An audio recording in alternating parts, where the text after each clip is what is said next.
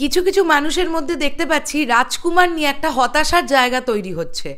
আমি এখন এই ভিডিওতে বলতে চাই কেন এই হতাশা, কি কারণে এক্স্যাক্টলি এই বিষয়টা নিয়ে একটু বিস্তারিত আলোচনা করা যাক এই ভিডিওতে। কেননা আজকের ডেটে দাঁড়িয়ে রাজকুমার বিষয় নিয়ে এই আলোচনাটা করা অত্যন্ত জরুরি।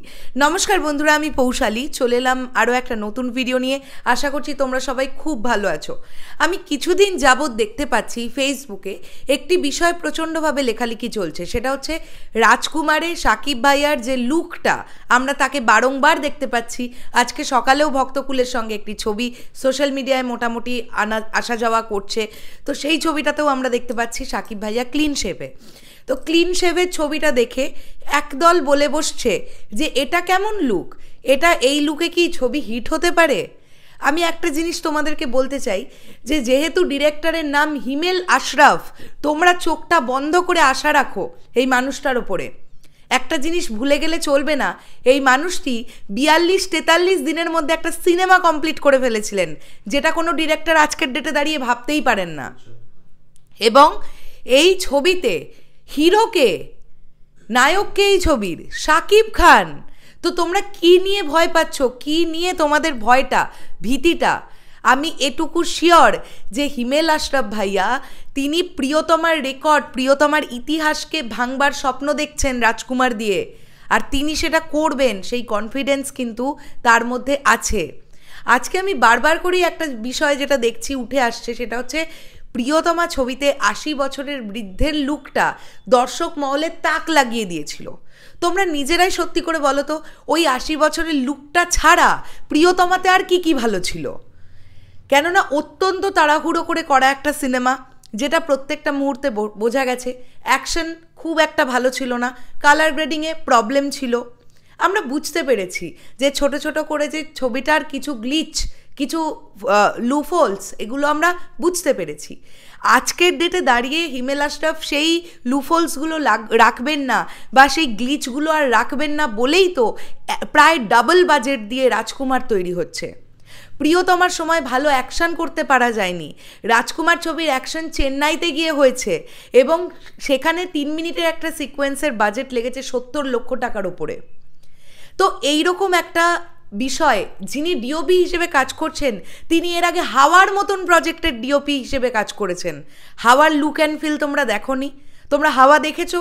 সকলেই তো আশা করছি দেখেছো। হাওয়া ছবিটা তো গোটা বিশ্বে আলোড়ন ফেলে দিয়েছিল।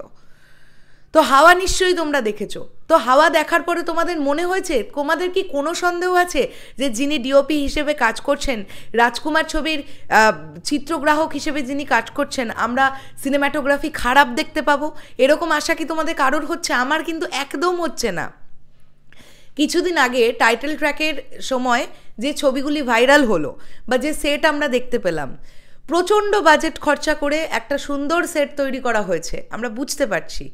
হিমেল আশরাফ বলছেন যে আমেরিকা, নিউ ইয়র্ক, এরকম মানে এই জায়গাগুলোর এমন কিছু লোকেশনে শ্যুট হবে যা এর আগে কোনো বাংলাদেশের সিনেমার শ্যুটই হয়নি।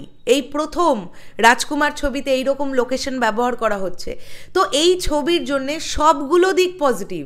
আর একটা জিনিস যে তোমরা বলছো যে প্রিয়তমার 80 বছরের বৃদ্ধ লুক দর্শক মহলে তাক ফেলিয়ে দিতে পেরেছিল, এটা কি দেবে? এটার কোনো হাইপ দেখতে পাচ্ছি না। আরে রাজকুমার ছবির তো এখনও কিছু আসেইনি। রাজকুমার ছবির তো আসা শুরু হবে ফেব্রুয়ারির এন্ড থেকে। প্রথমে অ্যাকশন টিজার আসবে, তারপরে পরপর কীভাবে কি প্ল্যানিং করা হচ্ছে সেগুলো তো আমরা জেনে গেছি অলরেডি। তো সেইগুলো আগে আসতে দাও। কাজটার গুণগত মান কেমন হচ্ছে আগে তো আমাদের জিনিসগুলো দেখতে হবে, তার আগেই কেন আমরা এগুলো নিয়ে কথা বলবো? আর সত্যি তোমরা বলো, আজকে একটা ধরে নাও রাজকুমার ছবির গল্পটা যেরকম, সেখানে ক্লিন শেভের হিরোর লুক ডিমান্ড করছে, তো কোথায় দাড়ি ঢোকাবেন ওখানে হিমেল আশরাফ? আর কেনই বা ঢোকাবেন? রাজকুমারের গল্পতে যদি একটা 25 বছর বা 27 বছরের ছেলের একটা ডিমান্ড থাকে বা 23-24 বছরের ছেলের একটা ক্যারেক্টারটার এজ যদি থাকে, তাহলে কেন সেখানে ক্লিন শেভ না রেখে দাড়ি রাখা হবে খামোখা কেন? আর এর আগে আমরা এরকম প্রচুর ছবি দেখেছি সাকিব ভাইয়ার, যেগুলো ক্লিন শেভের ছবি।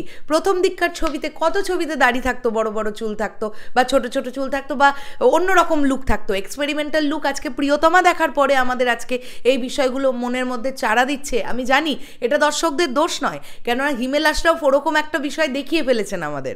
আমার মনে হয় যে তার ওপরে ভরসা রাখা উচিত। এতজন টেকনিশিয়ান কাজ করছেন এবং টেকনিশিয়ানরা পর্যন্ত নানান জায়গা থেকে, ভারতের টেকনিশিয়ানরা কাজ করছেন, বাংলাদেশের টেকনিশিয়ানসরা কাজ করছেন। তার সঙ্গে সঙ্গে আমি তো বললামই এই ছবিটার আড়ম্বর প্রিয়তমার থেকে অনেক বেশি। কাজেই এটা একটা কন্টেন্ট ওরিয়েন্টেড ছবি, অবশ্যই এটা মানতে হবে তো সকলকে। এই ছবিতে আমরা প্রিয়তমার মতো 80 বছরের লুক দেখতে পাবো, সাকিব ভাইয়ার এরকম গল্পটা এটা নয়। এটা তো হিমেল আশরাফ ভাইয়া বারবারই বলছেন। এবং আমার এটা দৃঢ় বিশ্বাস, গল্প যদি ভালো না হতো আরশাদ আদনান প্রডিউস করতেন না, এটা অবশ্যই মানতে হবে। কেননা সেই মানুষটি কিন্তু প্রিয়তমার সময় একটা ব্যাপক বিজনেস তার নিজের চোখের সামনে ঘটতে দেখেছেন। তো অবশ্যই তিনি শিওর বলেই কিন্তু রাজকুমারে তিনি টাকা লাগিয়েছেন।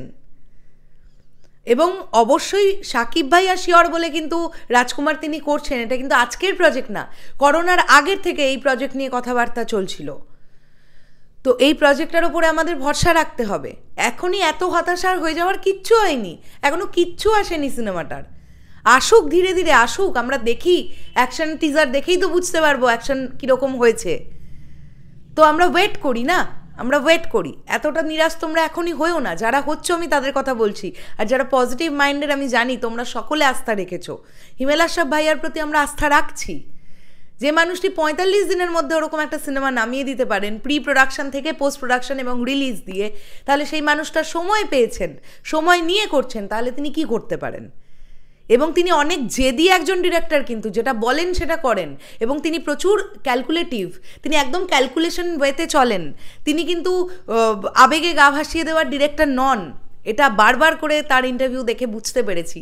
তিনি জানেন কীরকম ছবি বানালে কীরকম ব্যবসা হতে পারে, দর্শক কোন জায়গাটায় দর্শককে হৃদয় স্পর্শ করবে, সেইগুলো ভেবেই কিন্তু হিমেল আশরাফ ছবি তৈরি করেন। এবং আমি এটা গ্যারেন্টি দিচ্ছি তোমাদের, বা আমার এটা আস্থা বা বিশ্বাস বলো, হিমেল আশরাফের প্রত্যেকটা গল্পে তোমরা ইমোশনাল জায়গা পাবে। এটা ওনার একটা প্যাটার্ন। শেষ করলাম ভিডিওটা। তোমাদের কি বক্তব্য পুরো বিষয়টাকে নিয়ে অবশ্যই কমেন্ট করে জানিও। আসছি আবার খুব শীঘ্রই নতুন কোনো ভিডিও নিয়ে। তাহলে এখনের জন্য সকলকে বললাম টাটা।